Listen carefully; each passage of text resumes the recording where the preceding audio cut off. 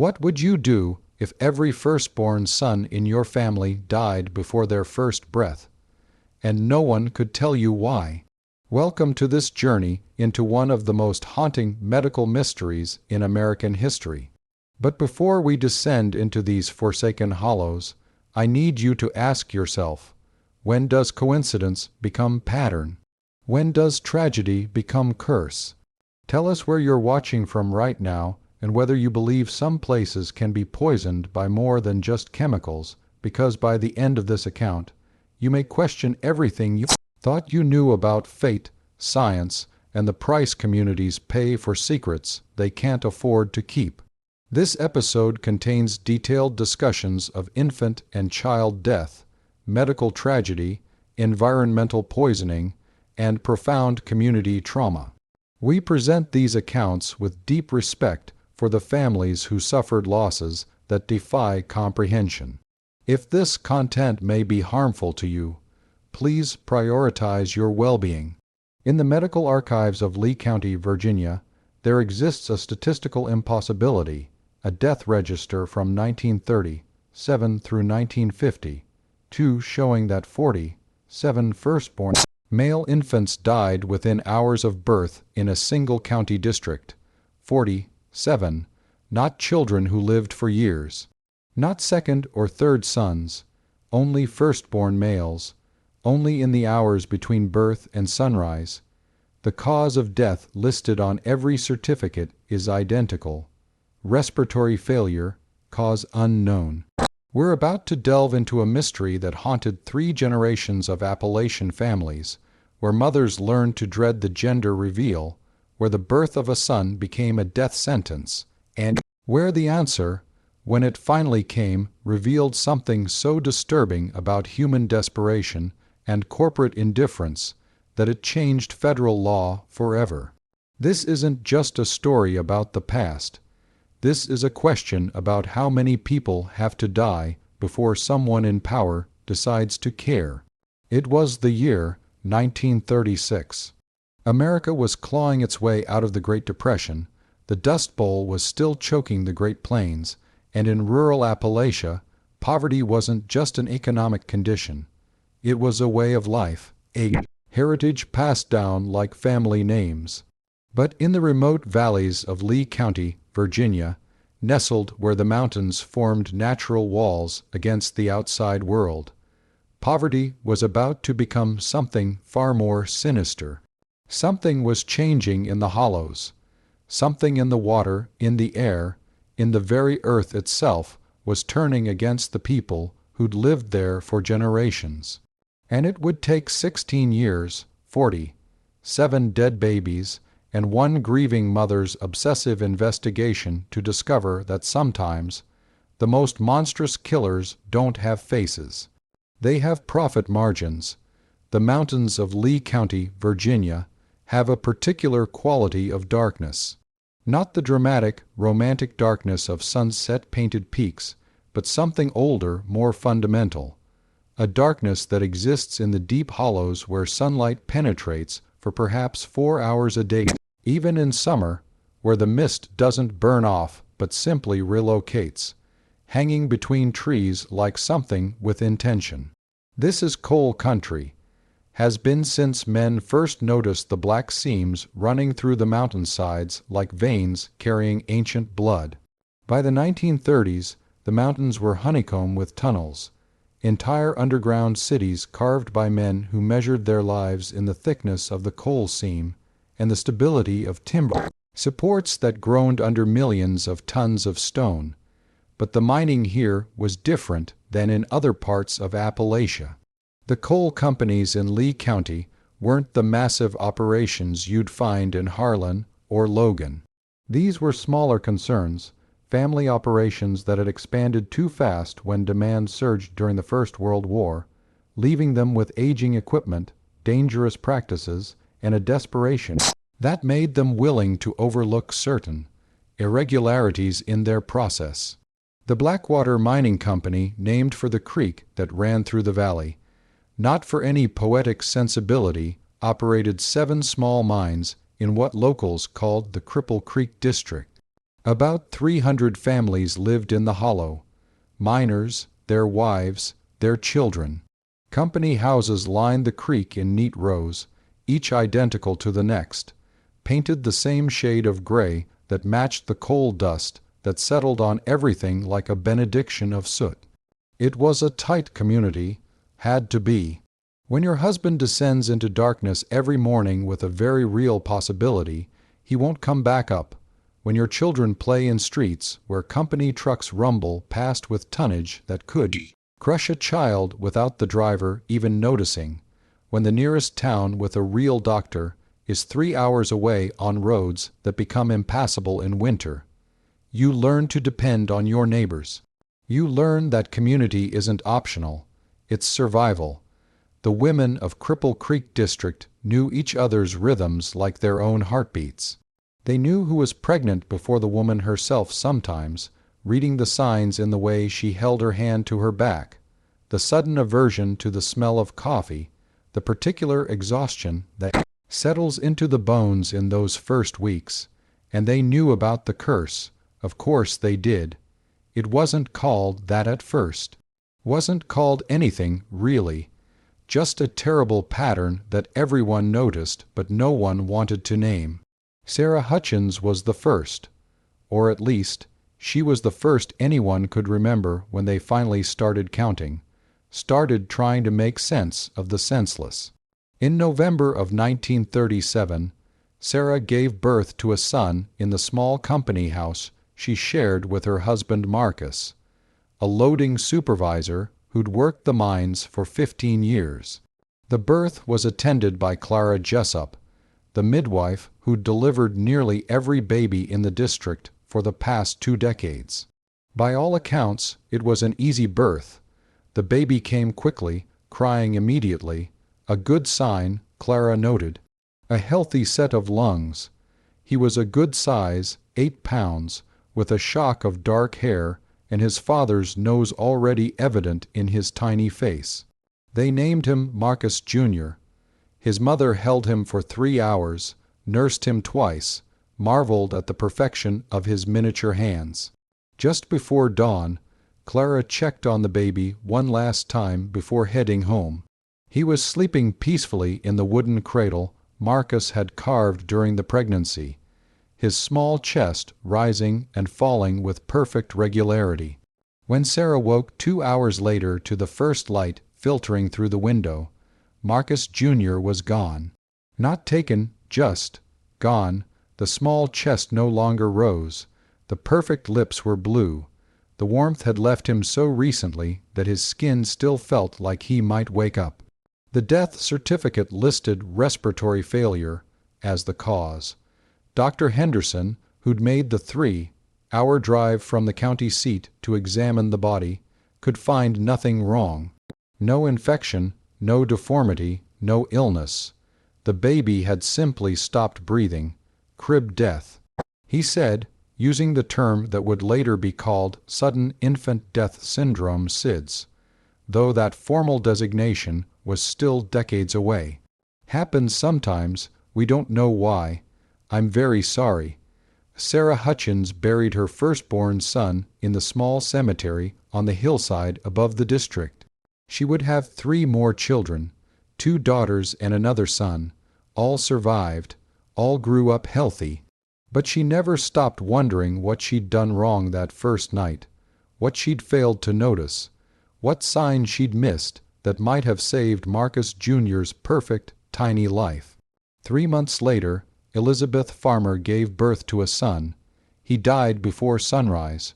Respiratory failure. 4 months after that, Margaret Whitlock's firstborn son died in the night. Respiratory failure. Then came Dorothy Chen's son.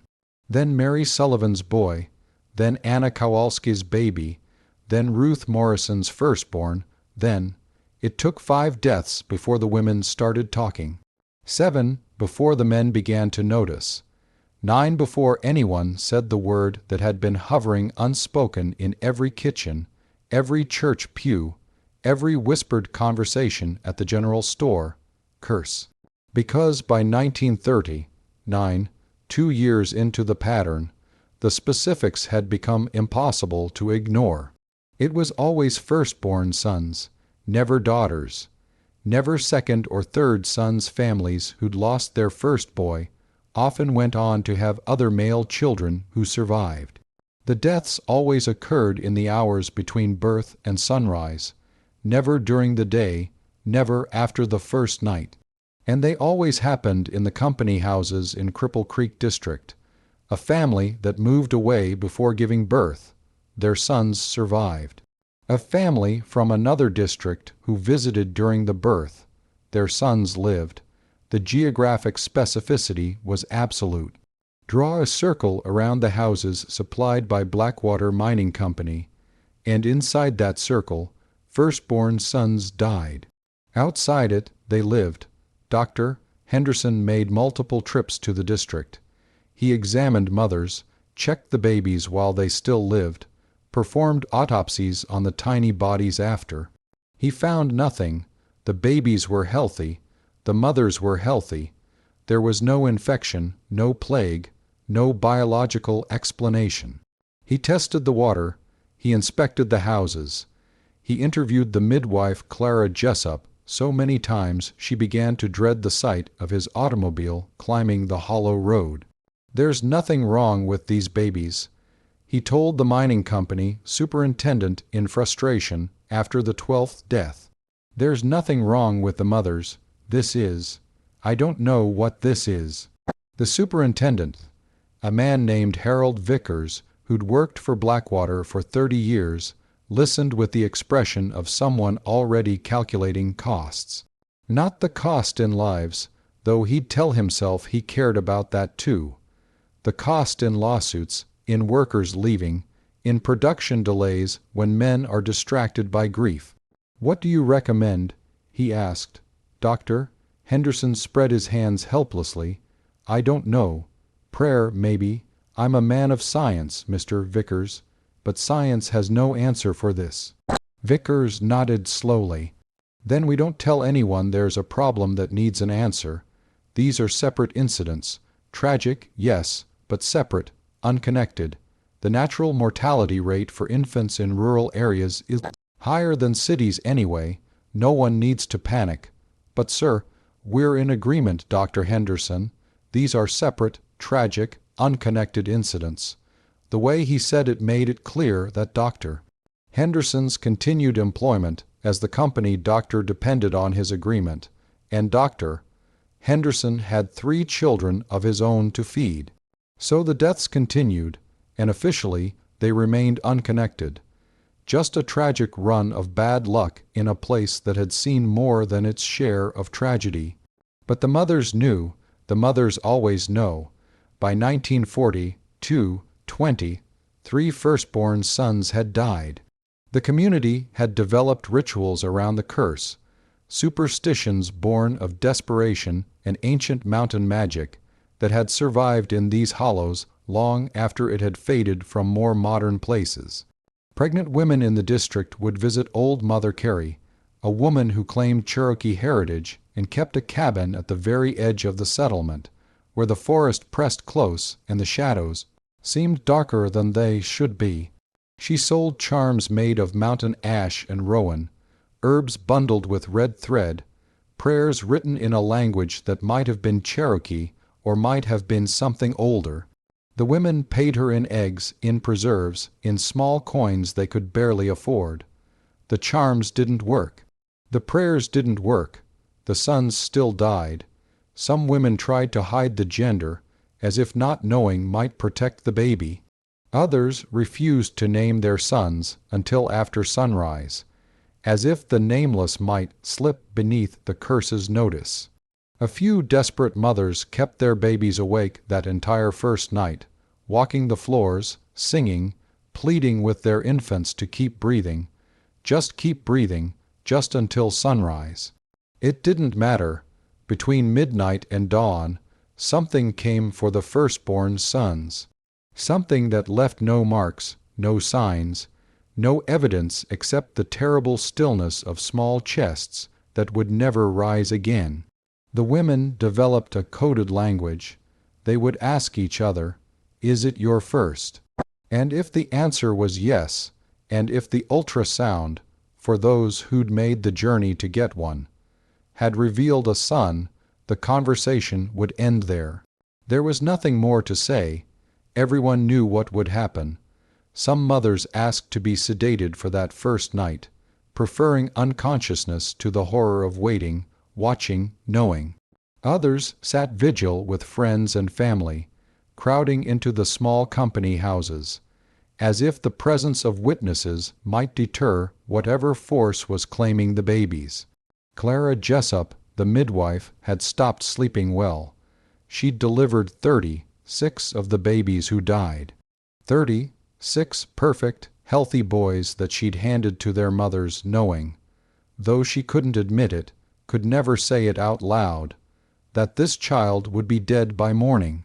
She started keeping detailed notes, obsessive notes, the time of birth, the baby's weight, the mother's health, the weather, the phase of the moon, whether the baby was born during a shift change at the mine, whether there'd been a blast that day, whether the wind was blowing from the north or the south. She was looking for a pattern within the pattern, some variable she could control, some factor that would explain why some babies lasted longer than others, why some fought for 4 hours while others surrendered in 2. She found nothing. There was no pattern except the one that was already obvious. Firstborn, male, company district, dies before dawn. In 1944, Clara delivered a set of twins to Martha Reynolds. Both boys. Both were Martha's first children. Clara stayed in the house that entire night, refusing to leave. She held one baby while Martha held the other, both women staring at the infants with fierce, terrified concentration, as if force of will alone could keep death away. The first twin died at 2 in the morning, the second at 3:45. Martha Reynolds screamed until her voice gave out, then sat silent, holding her dead sons as the sun rose over the mountains with its usual indifference to human suffering. After that night, Clara Jessup began drinking. Not heavily. She was still the midwife, still responsible, still needed, but enough to blur the edges of her guilt, enough to sleep without dreaming of the 38, now 40, now 43 tiny faces she'd never forget. By 1946, the pattern had claimed 39 lives. The community was hollowing out from the inside.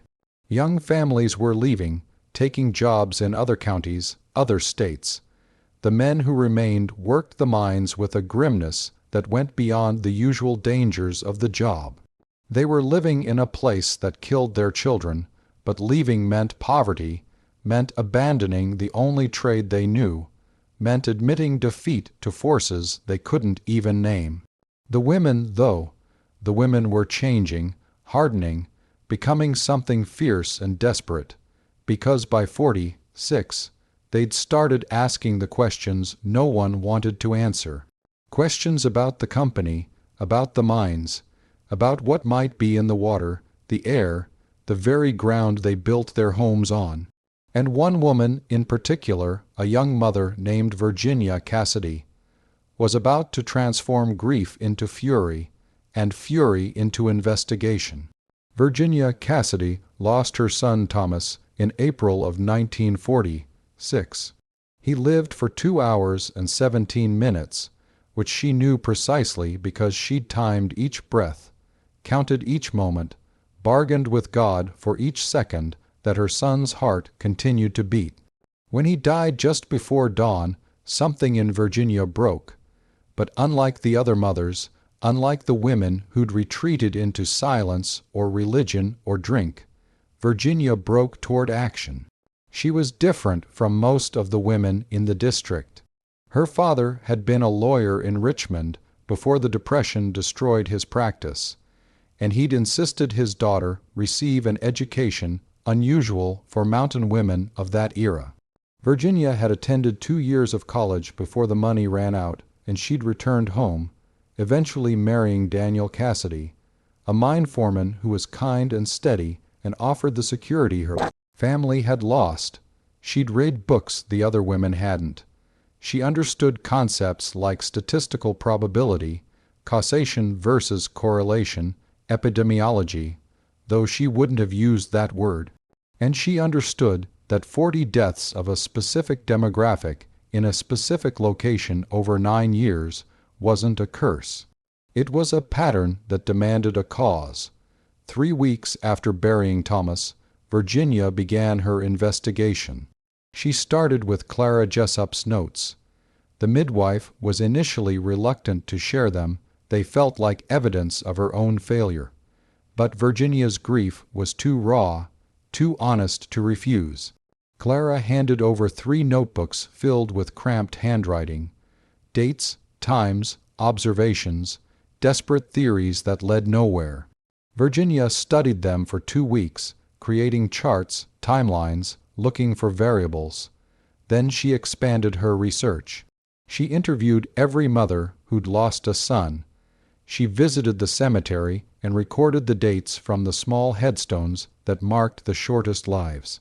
She even traveled to the county seat and spent 3 days going through death certificates, birth records, medical reports. The pattern was even more specific than anyone had realized. Of the 41 deaths by that point, 39 had occurred between midnight and 4 in the morning. 37 had occurred within the first 4 hours of life. The babies who lived longest, and longest meant 5 or 6 hours, were those born earliest in the evening. The babies born after midnight rarely made it past sunrise, but it was another pattern that caught her attention. A pattern in the timing of the deaths themselves. The first death had been in November of 37. Then nothing until February of 38. Then 3 deaths in quick succession in March and April of 38. Then a gap of several months. Then another cluster. Then another gap. She pulled out a map and marked each death by location. The earliest deaths were clustered in the houses closest to Blackwater Creek. As the years progressed, the pattern had spread. Houses farther from the creek began reporting deaths. But always in the Company District, never beyond its borders. Virginia took her findings to Dr. Henderson.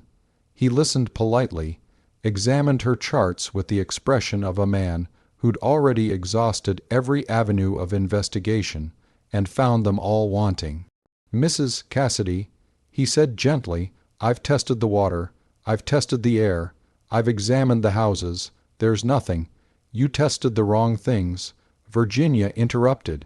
"Or you tested them at the wrong time. These clusters, they correspond with something.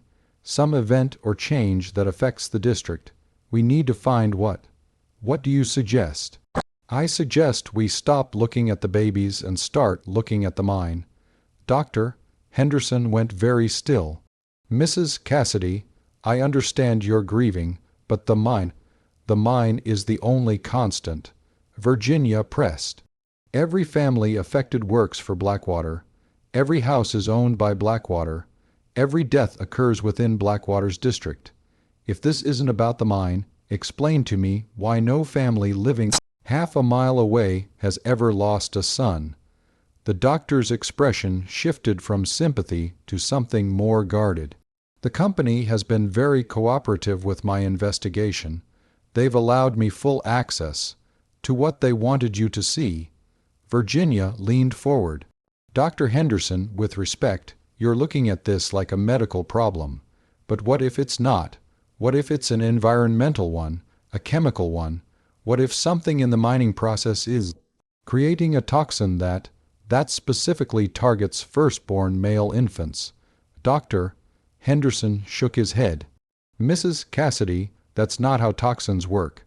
If there were a poisonous substance in the environment, we'd see broader effects. Illness in adults, in children of all ages, in animals. We'd see patterns of cancer, respiratory disease, neurological problems. We don't have any of that. We have 41 dead babies who were healthy until the moment they stopped breathing. That's not SIDS. That's not natural infant mortality. That's something else, and if you won't investigate it properly, I will." She stood, gathering her charts and notebooks.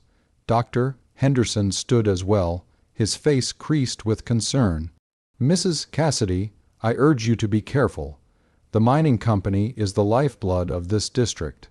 Making accusations without evidence could cause problems for your family." "My family already has problems, doctor. I buried my son 3 weeks ago. What else can they do to me?"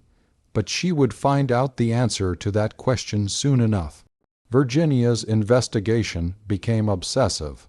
While Daniel worked his shifts at the mine, she interviewed families, studied mining processes, wrote letters to state health departments, to universities, to anyone who might have knowledge about industrial toxins. Most ignored her.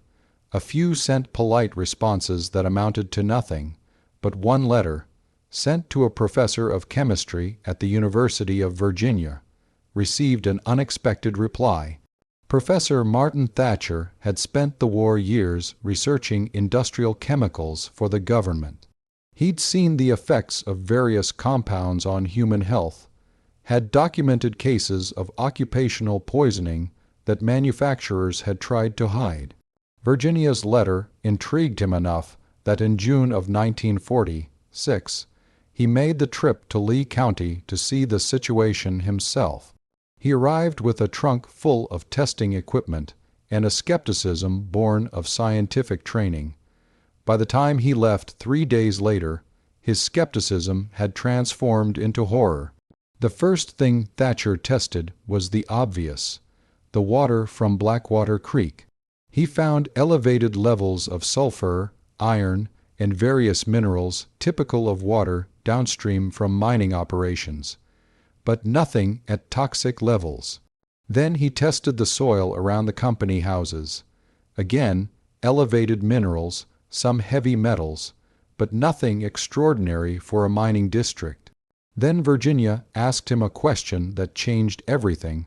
What about the air inside the houses? Thatcher set up collection devices in 3 company homes overnight. The next morning, he ran the samples through his equipment, checked his results, then ran them again, certain he'd made an error. He hadn't. The air inside the company houses, specifically the air in bedrooms, in the low-lying spaces near floors where babies in cradles would sleep, contained elevated levels of carbon monoxide. Not high enough to kill an adult or even to cause obvious symptoms, but potentially high enough to kill an infant whose smaller body and developing respiratory system couldn't compensate. But the carbon monoxide levels were puzzling. They were highest in the overnight hours, dropping significantly by morning, and they were higher in houses closer to the creek, exactly matching Virginia's pattern of where deaths had first occurred. "Where is this coming from?" Thatcher muttered, more to himself than to Virginia. "These are coal houses, coal fires for heating and cooking, yes, but the ventilation should be adequate. I need to see the mine." The next morning, Virginia convinced her husband Daniel to arrange a tour. Superintendent Vickers was reluctant, but agreed when Thatcher introduced himself as a university professor studying rural living conditions, a careful omission of his actual purpose. The Blackwater Mine No. 3, the largest of the company's operations, descended 300 feet into the mountain. Thatcher examined the ventilation systems, the drilling equipment, the tunneling methods. Everything seemed standard for a small operation. Perhaps not the most modern equipment, perhaps maintenance that was deferred longer than ideal, but nothing obviously dangerous. Then he asked about the waste management. Vickers stiffened slightly. What about it? "Where do you dispose of the tailings, the water used in the washing process, the chemical byproducts of the extraction?" "We're in compliance with all regulations," Vickers said carefully. "I'm sure you are. I'm just curious about the process." Vickers led him to the rear of the operation, where a large settling pond held the gray black water used in washing coal. From there, he explained, the water was supposed to filter through a series of screens before being released into a drainage system that led away from the settlement. Supposed to, Thatcher asked sharply, does filter through? Vickers corrected quickly, but his eyes shifted away as he said it. Thatcher walked the drainage route. It took him an hour of hiking through underbrush, following the flow of contaminated water as it wound down the mountain. And then he found it, the point where the drainage system, poorly maintained and damaged by years of freezing winters and heavy spring rains, had developed multiple leaks and breaks. The contaminated water was seeping into the ground. Some of it was running into Blackwater Creek, but some of it, and this was the crucial discovery, was collecting in underground seepage that followed the natural waterways beneath the surface, traveling directly under the company houses. The houses closest to the creek, where the first deaths had occurred, were built directly over this underground seepage. The houses farther away, built on slightly higher ground, were less affected but still vulnerable as the contamination spread. But this still didn't fully explain the carbon monoxide. Thatcher spent another day thinking, testing, following the water's path. And then, late on his third night, he understood. The coal washing water contained various chemicals, including accelerants and processing aids that Blackwater used to improve extraction efficiency.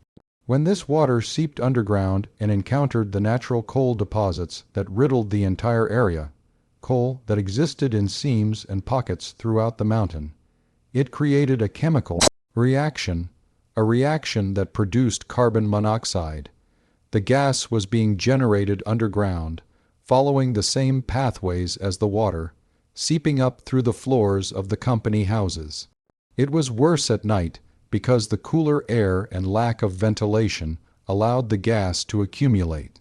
It was worse in the overnight hours between midnight and 4 in the morning, when temperatures dropped lowest and the gas rose from the ground in greater concentrations.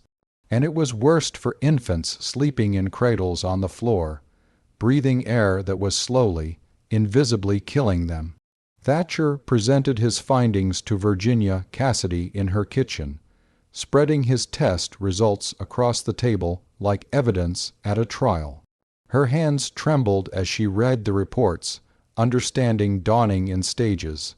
First the mechanism, then the scope, then the implications.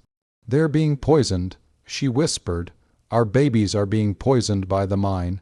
Not intentionally, Thatcher said carefully. This is the result of poor waste management, inadequate maintenance, and very bad luck in terms of the geology beneath the houses. But yes, the carbon monoxide is the cause. For how long has this been happening? Thatcher consulted his timeline. Based on the progression of the deaths, I'd estimate the seepage started in late 37, early 38. The system probably failed gradually, got worse each year as the damage spread and the contamination increased. 8 years, Virginia said flatly. For 8 years, the company has been poisoning our children. The company may not have known. Virginia's expression stopped him mid-sentence. They knew something was wrong. They had to. The pattern was too obvious. Dr. Henderson told them. I told them. Mothers have been begging them to investigate, to do something, to help us understand why our sons were dying, and they did nothing. We don't know that they understood the mechanism. They didn't want to understand it. Virginia interrupted. Because understanding it would mean taking responsibility. It would mean admitting liability. It would mean fixing a problem that would cost money and shut down operations and hurt their profits. So they called it a curse. They called it SIDS. They called it God's will. They called it anything except what it was, murder. Thatcher started to protest the word, then stopped. Because looking at the evidence, at the pattern of deaths, at the company's consistent refusal to investigate despite the obvious clustering of fatalities. What else would you call it? Maybe not intentional murder, but at minimum, criminal negligence. At worst, a deliberate choice to let babies die rather than interrupt the flow of money. What do we do now? Virginia asked. We take this to the authorities, to the state health department, to the police if necessary. We make them listen. Virginia looked at him with the weary expression of someone who'd already learned that making people listen and making them care were very different things. But she nodded, because what else could they do? Her son was dead. 40 other sons were dead. And every pregnant woman in the district was living under a sentence that could be revoked with some ventilation improvements and proper waste management. They had to try. What happened next depends on which version of events you believe. According to company records, when Professor Thatcher presented his findings to Superintendent Vickers and the mine owners, they immediately began remediation efforts. They repaired the drainage system, improved ventilation in the company houses, and brought in independent testers to verify that air quality had been restored to safe levels. According to Virginia Cassidy's journal, donated to the State Historical Society in 1998, after her death, the company's actual response was very different. First came the denial. Vickers told Thatcher his methodology was flawed, his equipment uncalibrated, his conclusions alarmist and irresponsible. He threatened legal action for defamation if Thatcher made his findings public without conclusive proof. Then came the intimidation. Daniel Cassidy was demoted from foreman to regular miner, cutting his pay by 30%. Other families who'd cooperated with the investigation found their hours reduced, their housing suddenly needed for incoming workers, their positions in the company mysteriously vulnerable. Dr. Henderson, caught between his conscience and his contract, chose the contract. He publicly stated that Professor Thatcher's findings were interesting but inconclusive, and that multiple factors likely contributed to the unfortunate infant mortality rate in the district. Thatcher, frustrated and facing mounting pressure from university administrators who didn't want to antagonize a major regional employer, published his findings in an obscure academic journal that almost no one read.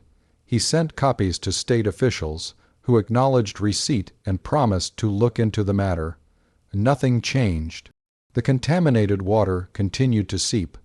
The carbon monoxide continued to rise, and in August of 1946, another firstborn son died. His name was Michael Parsons. He lived for 3 hours. Virginia Cassidy attended the funeral with a rage that had crystallized into purpose. She stood in the small cemetery on the hillside and counted the graves. 40, 2 small headstones, some so weathered the names were barely legible. 40, 2 lives that could have been saved with drainage repairs that would have cost the company less than a single month's profit. She made a decision that day. If the authorities wouldn't listen, if the company wouldn't act, if the system designed to protect people chose instead to protect profits, then she would go around the system entirely. She began writing letters, not to officials, not to authorities, but to newspapers, to radio stations, to anyone with a platform who might care that babies were dying while a mining company counted its money. Most ignored her. Some sent polite refusals, but one letter, sent to a crusading journalist named Margaret Burke, white, who was known for her exposes on labor conditions, received a response. Burke, white, was intrigued. She'd photographed coal miners, documented their struggles, exposed the conditions that companies tried to hide. A story about a corporation choosing profits over babies' lives. That was exactly the kind of injustice she built her career on. She arrived in Lee County in October of 1946 with cameras, testing equipment, and a reputation that made Superintendent Vickers very, very nervous.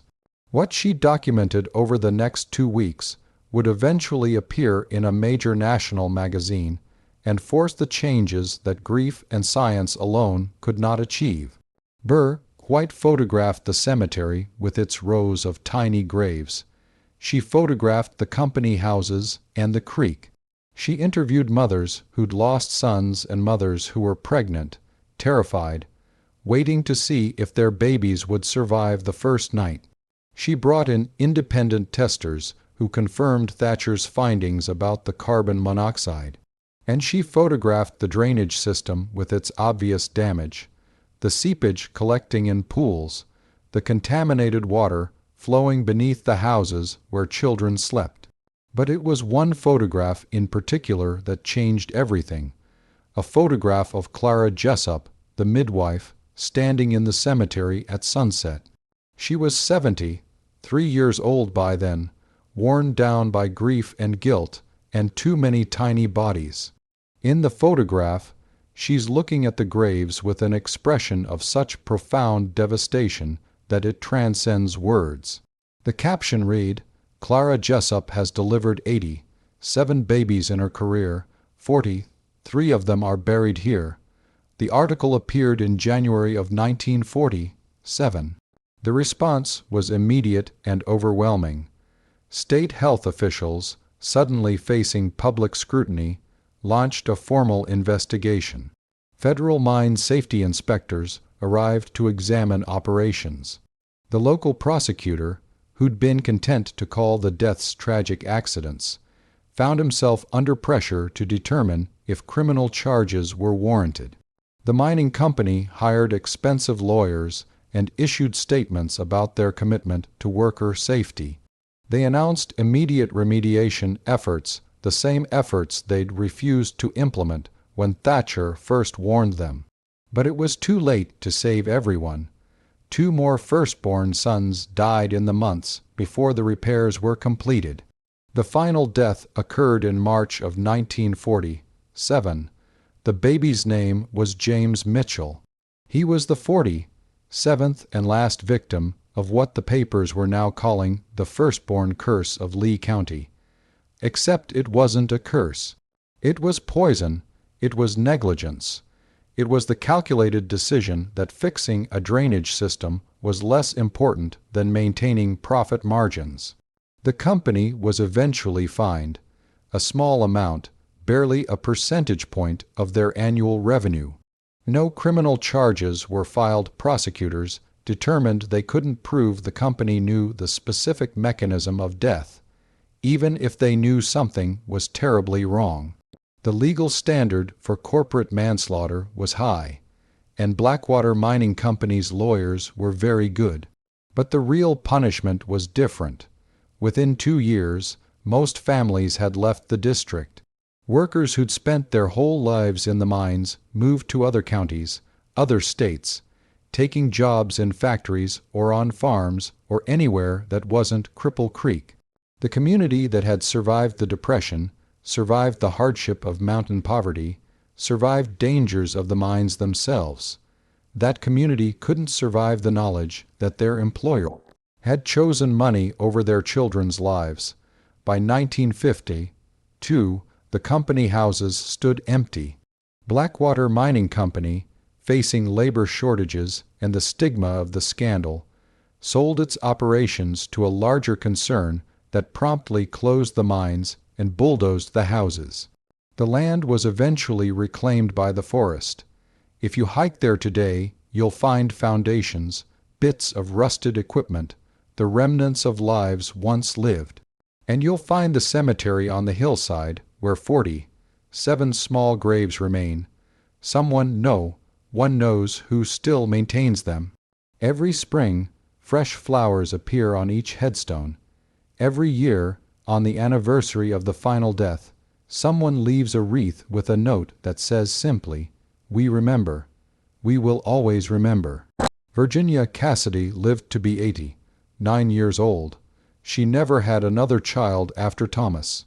She and Daniel moved to Richmond in 1948, where Daniel found work as a construction supervisor, and Virginia eventually became a paralegal at a law firm specializing in workplace safety cases.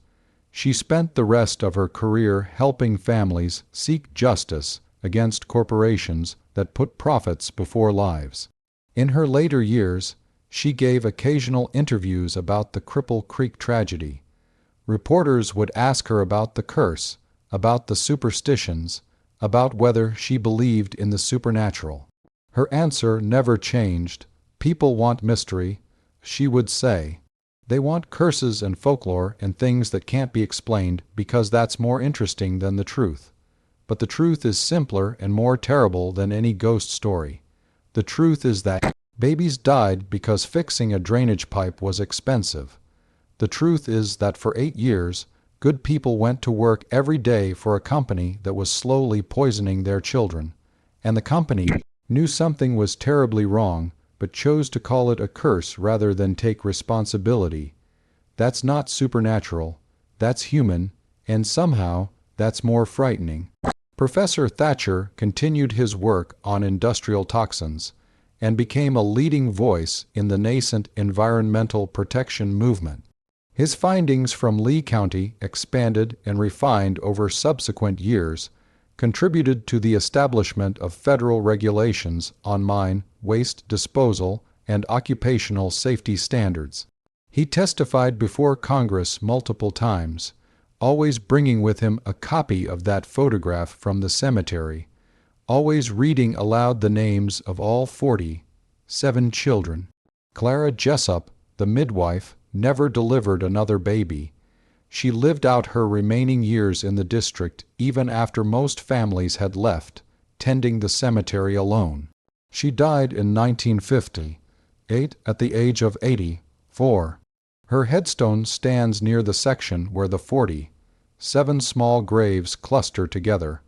As if in death she wanted to remain close to the children she couldn't save. Dr. Henderson wrote a confession in 1963, shortly before his own death. It was published posthumously in a medical ethics journal. In it, he detailed the pressure he'd faced from the mining company, the threats to his employment, the ways he'd been encouraged to look away from the obvious pattern. He wrote, "I tell myself I didn't know the mechanism. I tell myself I did everything I could within my limitations.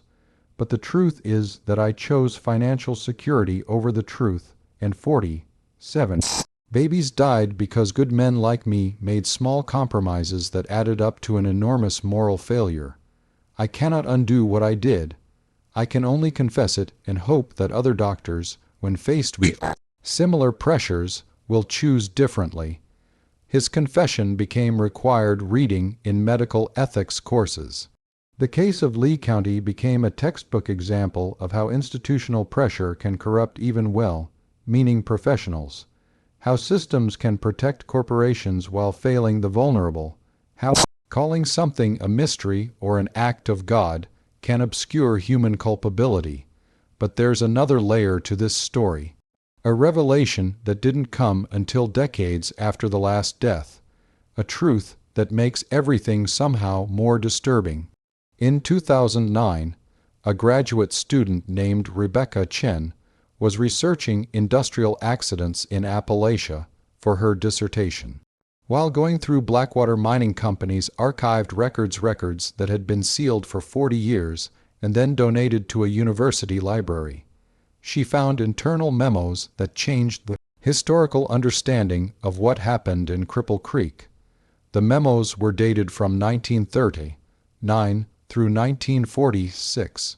They were written by various company officials to Superintendent Vickers and to the company owners. And they proved that the company had known about the drainage system failure far earlier than anyone suspected.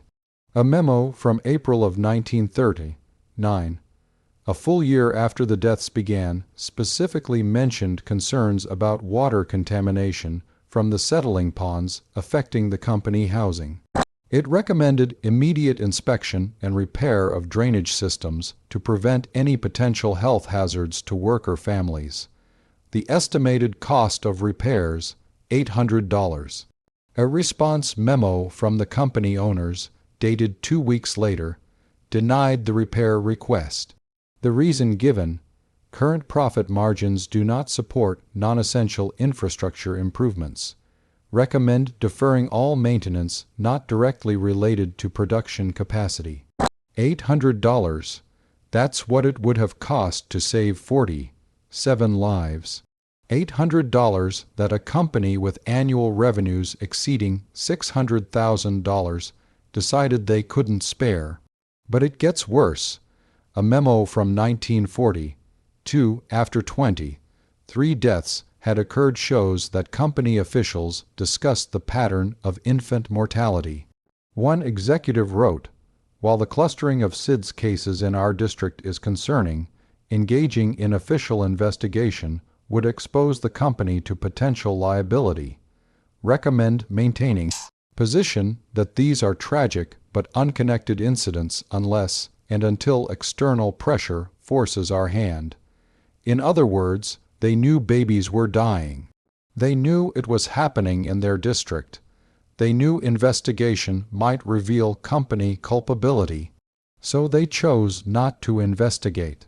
When Rebecca Chen published her findings, there were calls for posthumous prosecution, for stripping the corporate successors of their assets, for forcing accountability even decades after the fact.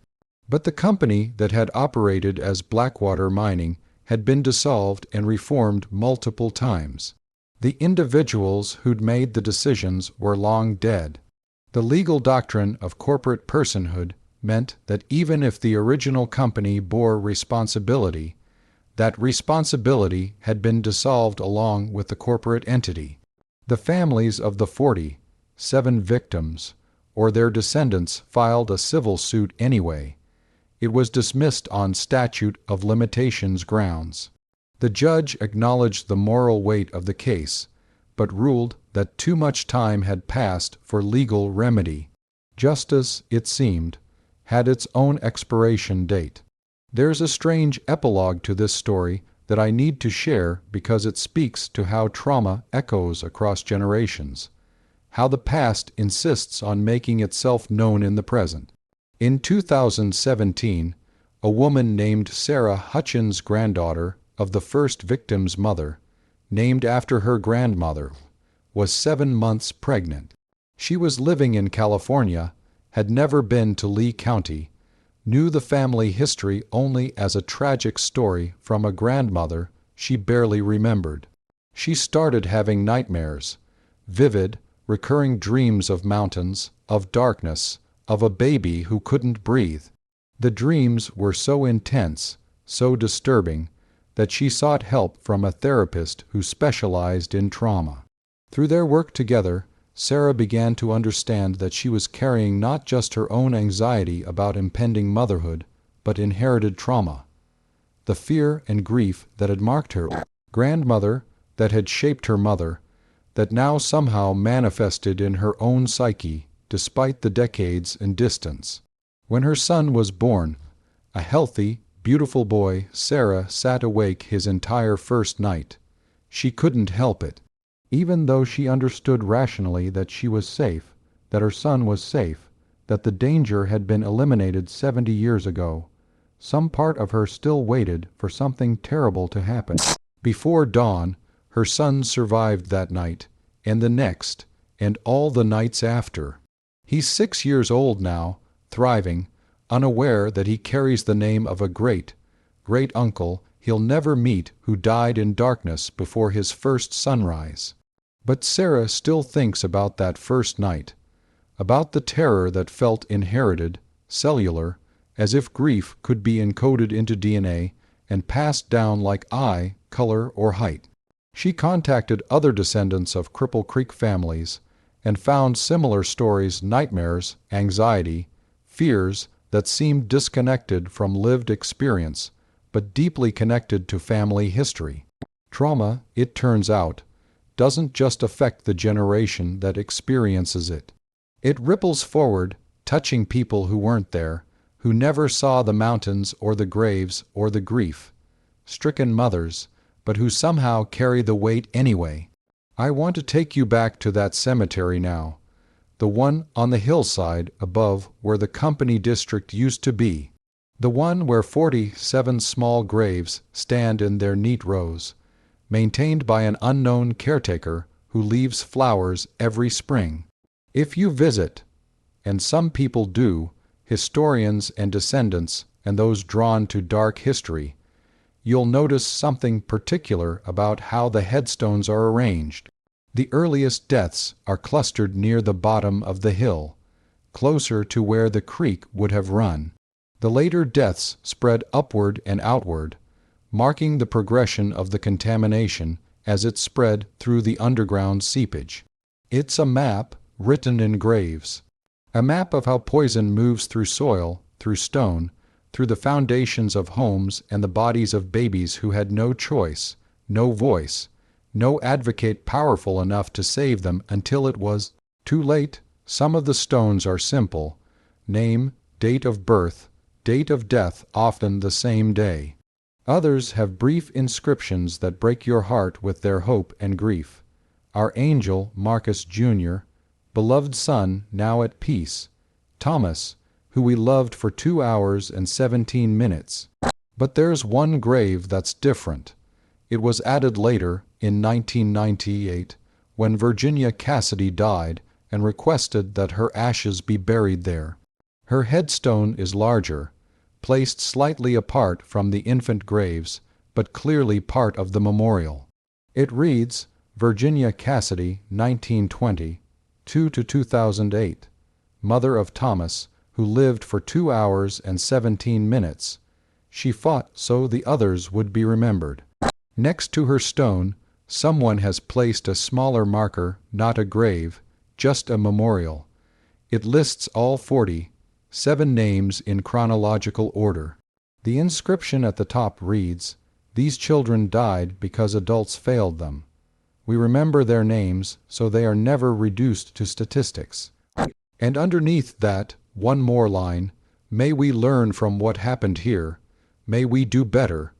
It's that last line that haunts me most, because the question embedded in it is the one we all have to answer.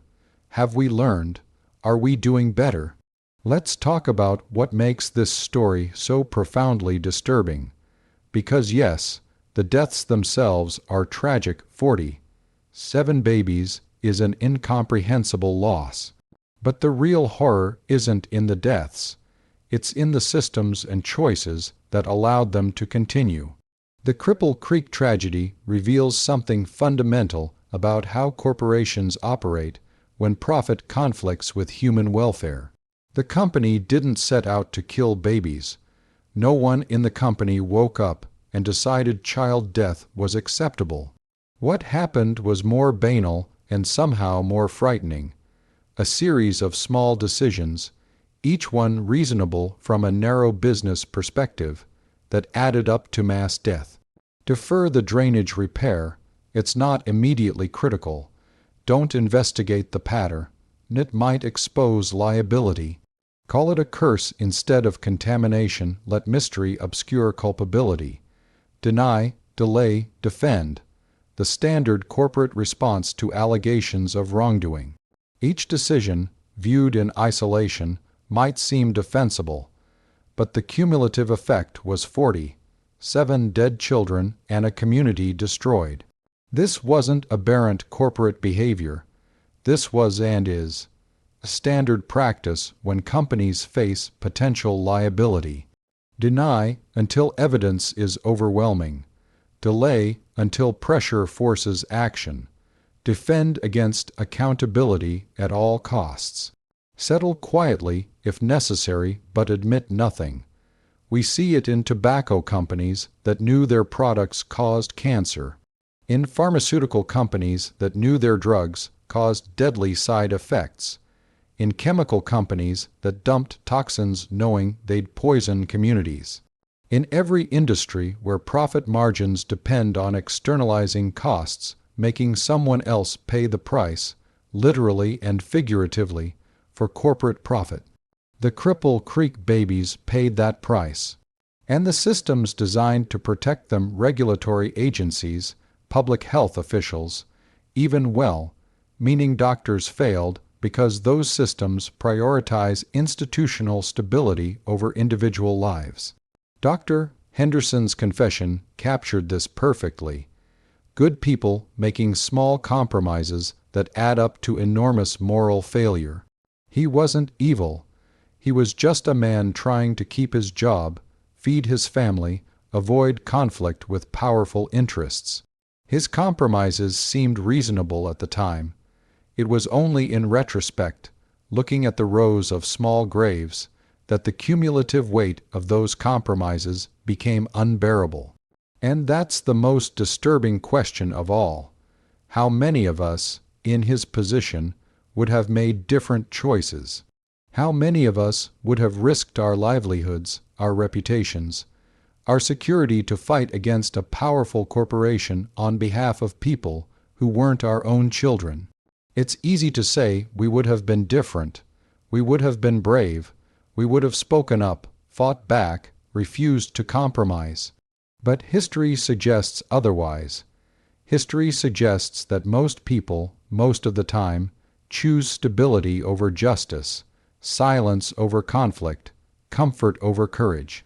The mothers of Cripple Creek didn't have that luxury. They buried their sons and kept living because what else could they do? But some of them women like Virginia Cassidy transformed grief into fury and fury into action. They couldn't save their own children, but they fought to save the children who came after. That's the real legacy of this tragedy. Not the deaths themselves, but the mothers who refused to accept that their babies died for no reason, who refused to call it a curse when it was actually poison, who refused to let the system's failure become their son's only memorial. There's a legal term that gained traction partly because of cases like Cripple Creek, corporate homicide. The idea that when a corporation's decisions directly lead to death, and when those decisions were made with knowledge of the risks, the corporation itself should face criminal charges equivalent to manslaughter or murder. In theory, it's a powerful concept. In practice, it's nearly impossible to prosecute. Corporate decision-making is diffused across multiple people. No single individual typically bears sole responsibility. The corporation itself is a legal fiction. You can't imprison a business entity. And the laws are written to protect corporate interests, not to hold them accountable for the human costs of their decisions.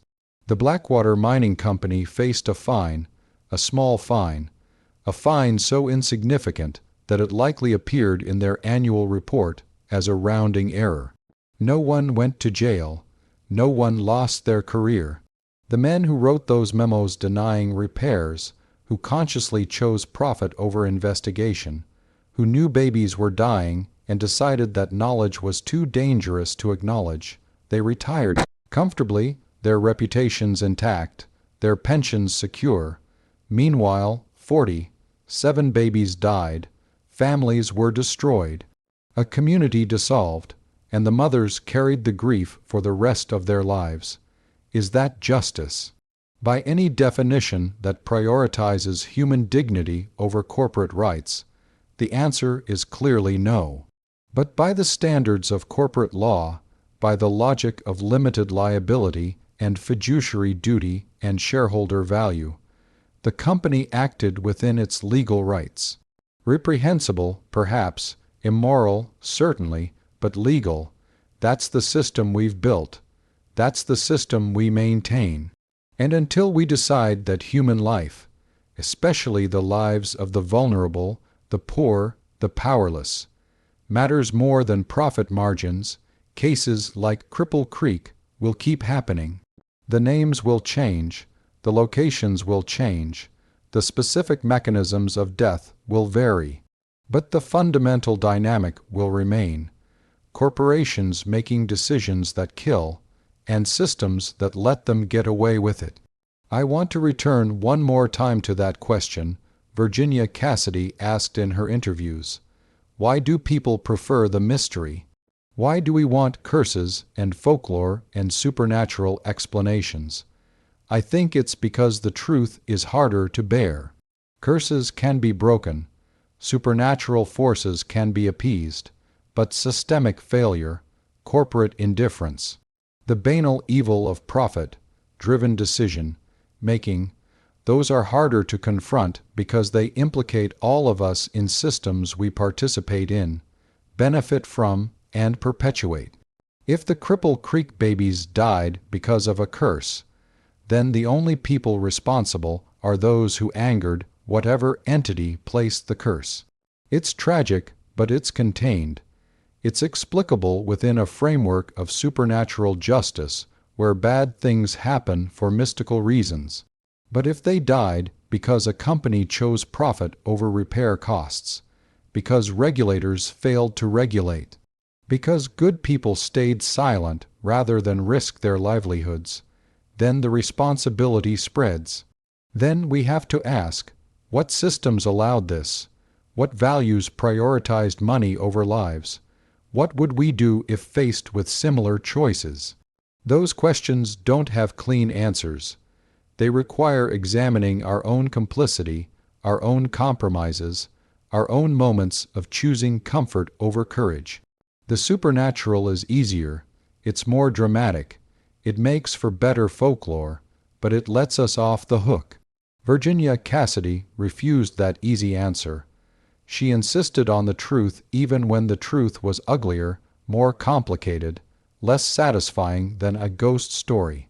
Because the truth, that her son died because someone decided $800 was too expensive to spend on safety, was the only foundation from which justice could be built. She didn't get full justice, the system wouldn't allow it, but she got acknowledgement. She got the company to make repairs. She got federal regulations changed. She got the children's names recorded and remembered. It wasn't enough. It could never be enough to balance the loss, but it was something. It was a refusal to let their deaths be meaningless. It was a transformation of grief into documentation, documentation into evidence, evidence into change. That's not supernatural. That's human courage in its most profound form, continuing to fight even when the outcome can't possibly restore what was lost.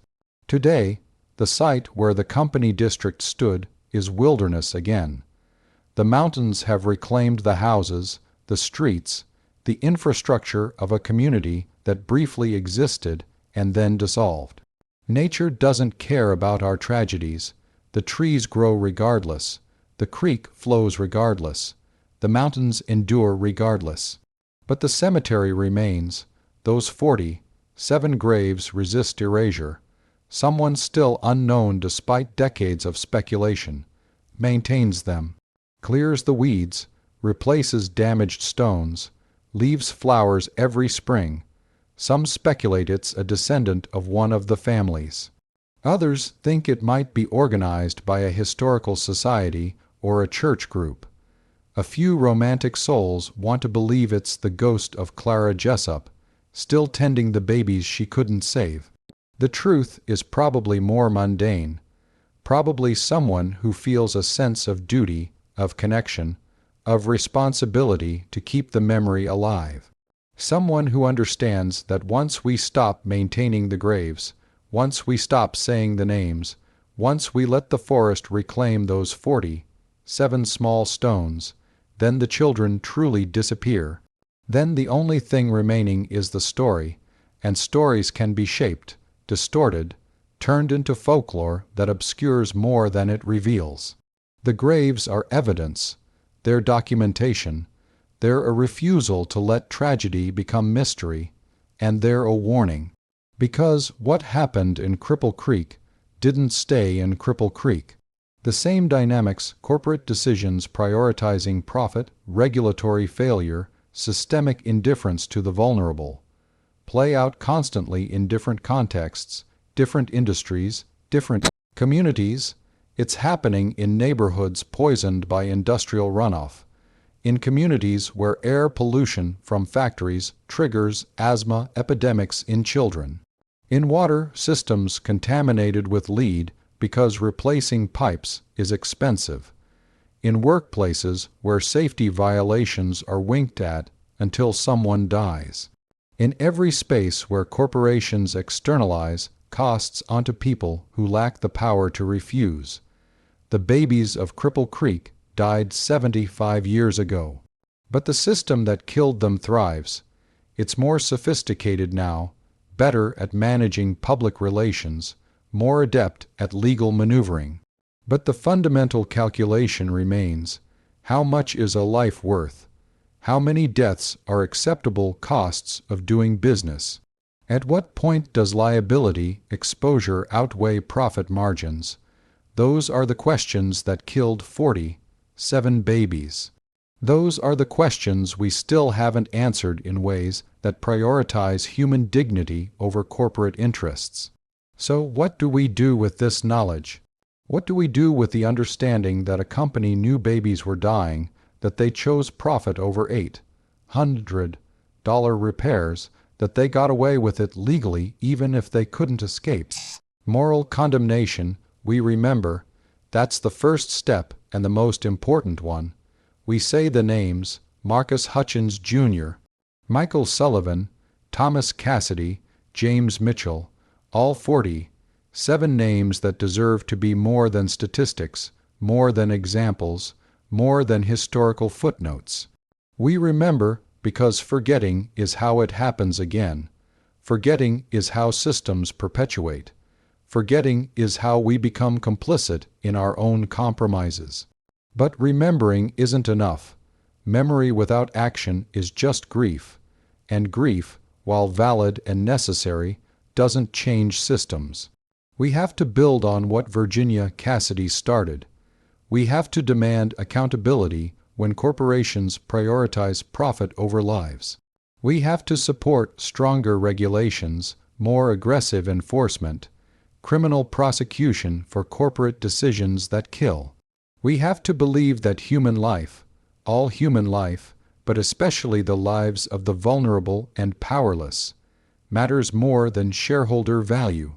And we have to be willing to make the harder choices that Dr. Henderson couldn't make, to risk our comfort, our security, our convenience when we see systems failing, to speak up even when it's costly, to refuse the easy answer of mystery when the hard truth of systemic failure is staring us in the face. Because here's what I believe: the mothers of Cripple Creek weren't extraordinary. They weren't heroes in any cosmic sense. They were ordinary people faced with extraordinary tragedy who chose to fight rather than accept, who chose truth over comfort, who chose their children's memory over their own peace. Any of us could make those choices. Any of us might have to. The question is whether we will. It's winter now in the mountains of Lee County. The creek that gave the district its name still flows, cold and clear, running over stones that remember nothing of contamination, of seepage, of the poison that once traveled underground and rose through floorboards to steal breath from sleeping babies. Snow covers the cemetery on the hillside. The 47 small headstones stand in their rows, white on white, markers of absence in a landscape that seems to stretch into eternity. In a few months, when spring comes, someone will visit, will clear the winter debris, will place fresh flowers. We'll stand in silence, perhaps saying names, perhaps saying nothing, participating in the ongoing act of refusal to forget. Refusal to let these children become just a story, just a statistic, just a footnote in the larger narrative of industrial America. The mountains are indifferent. The creek flows regardless. The seasons turn with their ancient rhythm, uncaring of human tragedy, unimpressed by human grief. But the graves remain, evidence remains, memory remains, and in that remaining there is resistance. Resistance against the corporate logic that reduces lives to cost, benefit analysis. resistance against the systemic forces that obscure accountability, resistance against the easy answers that let us sleep at night by calling tragedy a curse instead of calling it what it was, a choice made by people with names and positions and power to let babies die rather than spend $800.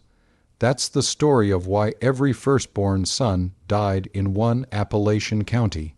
Not because of ancient evil or supernatural forces or mysterious curses, but because of something far more mundane and far more monstrous. Human beings making calculated decisions that prioritize profit over life, and a system that protected them from consequences. The question now, the question that outlives the tragedy, that echoes across the decades, that demands an answer from each of us, is whether we're willing to look at that truth clearly, whether we're willing to see ourselves in Dr. Henderson's compromises, in Superintendent Vickers's calculated denials, in the system's protection of corporate interests over human lives, and whether we're willing to choose differently, because the babies of Cripple Creek can't be saved. That chance passed 75 years ago when the last son stopped breathing before dawn. But other children in other communities facing other corporate decisions that put profit before safety, they can be saved. If we're willing to demand it, if we're willing to fight for it, if we're willing to be half as brave as the mothers who buried their sons and then refused to let those deaths be meaningless. That's the legacy, that's the lesson, that's the question that the 47 graves ask of everyone who visits that hillside cemetery. What will you do with this knowledge? How will you live differently knowing what systems can do, what corporations will do, what good people allow to happen through small compromises that accumulate into catastrophe?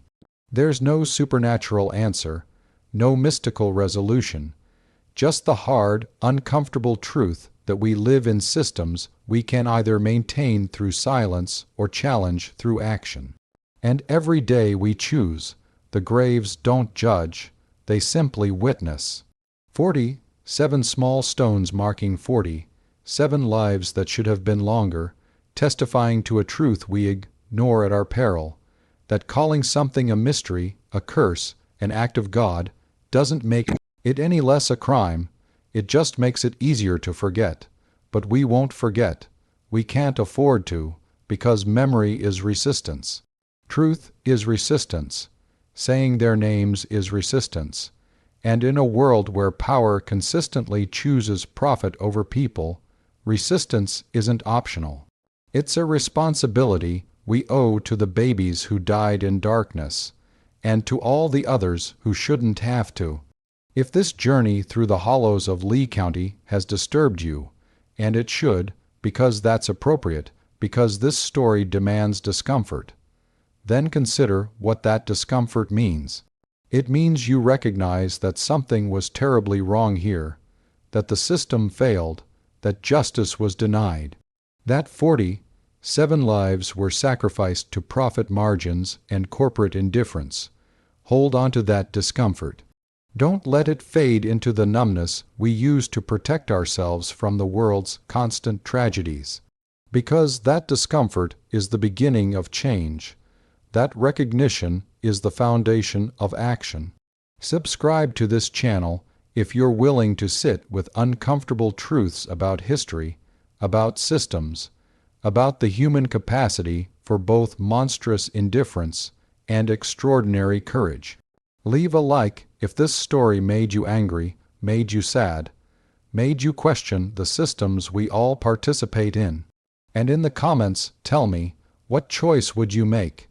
If you were Dr. Henderson, would you risk your career to speak truth? If you were Virginia Cassidy, would you transform grief into investigation?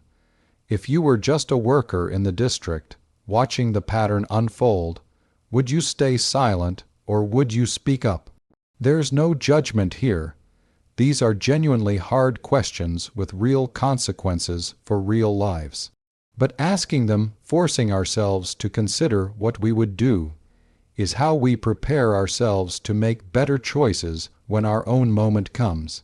And it will come, maybe not in such dramatic form, maybe not with babies dying and graves multiplying and obvious corporate evil, but in smaller moments, everyday choices about whether to speak up or stay silent, whether to risk comfort for truth, whether to be complicit or courageous. Those moments define who we are. They determine what kind of world we build. The babies of Cripple Creek can't ask us to do better. They're 5 years silent, their voices stilled before they could even form words. But their graves ask for them. Their mothers ask for them. History asks for them. Are we listening? Until next time, remember, the most terrifying stories aren't about supernatural evil. They're about ordinary people making ordinary choices that add up to extraordinary harm. And the most important question isn't whether we believe in curses. It's whether we have the courage to name the real monsters, systems, structures, and decisions that value profit over life. And whether we're willing to fight them. Rest in peace, 7 sons of Cripple Creek. Your names are remembered. Your story is told. Your legacy demands we do better. We will try to honor that demand.